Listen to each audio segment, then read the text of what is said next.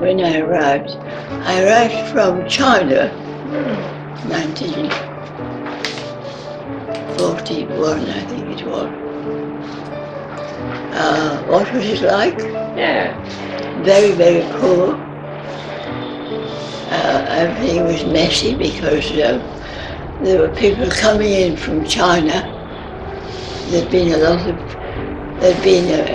was a civil war in China, and people were coming and going, soldiers coming to fight here, and soldiers going to fight there, and it was really quite,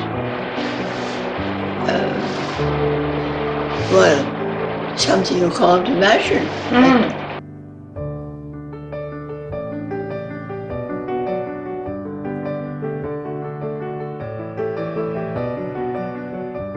Well, I had already seen Hong Kong, and I wanted to, somehow, I had it in my mind that I must go back because there were a lot of children and they had no school. They were all poor. They were living in wooden huts.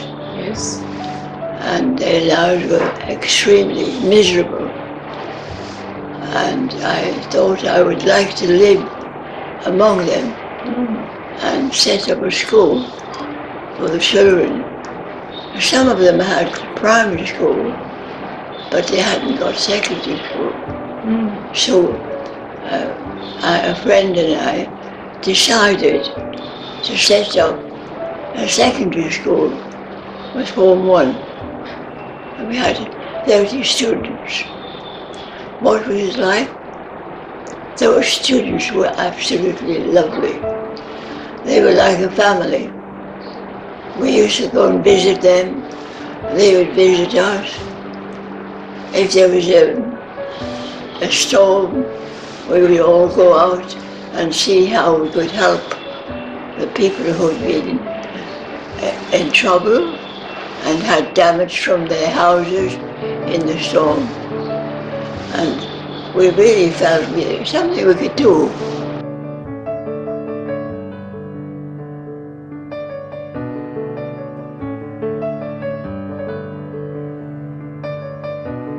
This was the aim. The aim was to try to pull those children out of their poverty into something better, to get them secondary school. And there were two of us first, and we decided to set up one class of 30 students. And I was teaching them all the English lessons and mathematics. We managed with 2 teachers, 30 Students.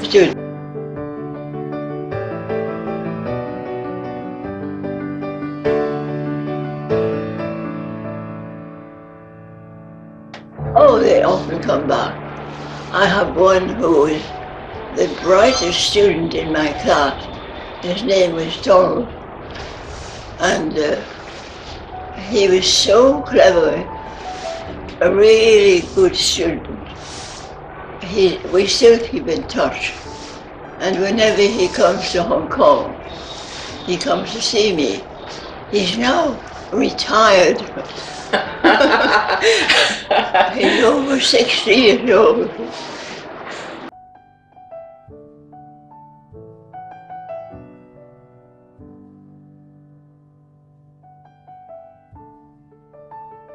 When we'd read all the history and other books that I was teaching, I would go out and look for books suitable for him and let him read them himself. We talk about them. And he enjoyed that.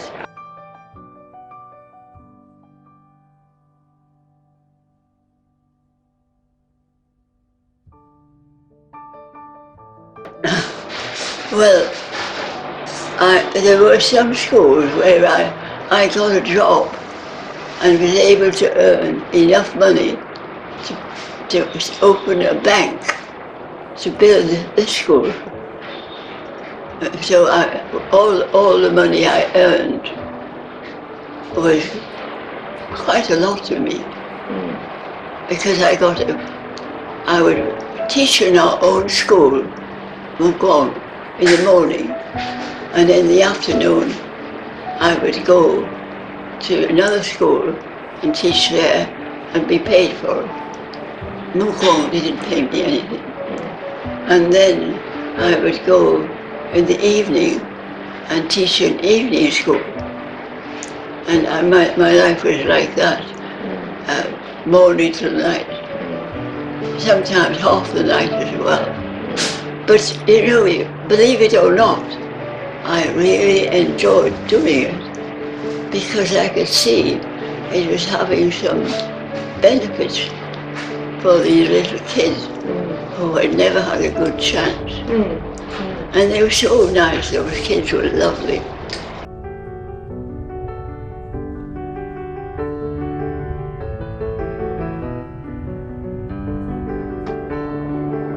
Well, at the beginning, I saw a very big improvement, because if I found that the government had not treated people fairly, I would go right to the government department concerned and tell them. I'd go to the police and tell them, and sometimes blame them. Of course, I didn't go boxing them, but I would blame them if they were unfair. Yeah. And the police at that time were really nasty, and they hated me.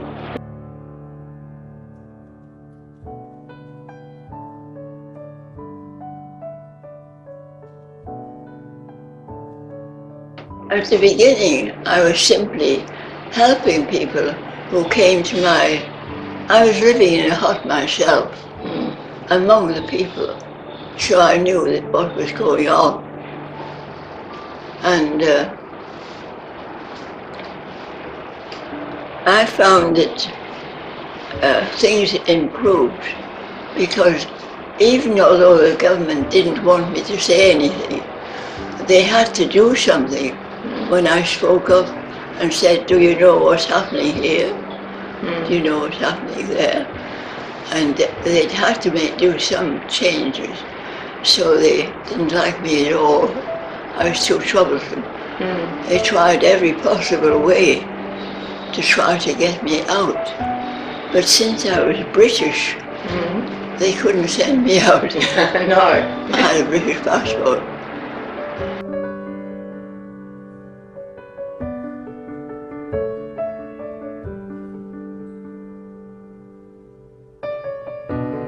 That was a very important point. They were living in huts, and if there was a fire, they'd lose everything.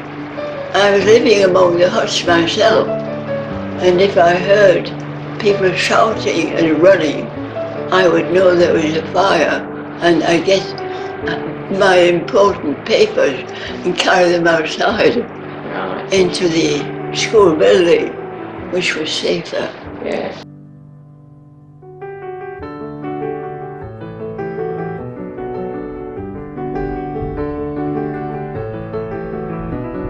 Whenever there was any family that we knew or didn't know needing help, we would go around and see what they needed. We'd buy them some books.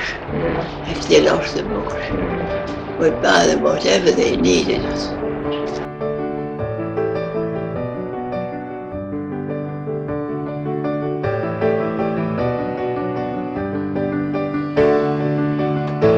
What message would I give? I think I would just tell them the facts about what it used to be like and what it is now, and then discuss whether that makes it better or worse.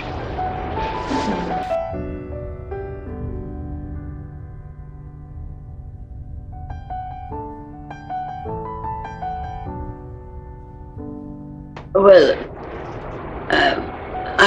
I'm not proud exactly, but I'm very, very happy. If I get a medal or something like that, thank you, I finished.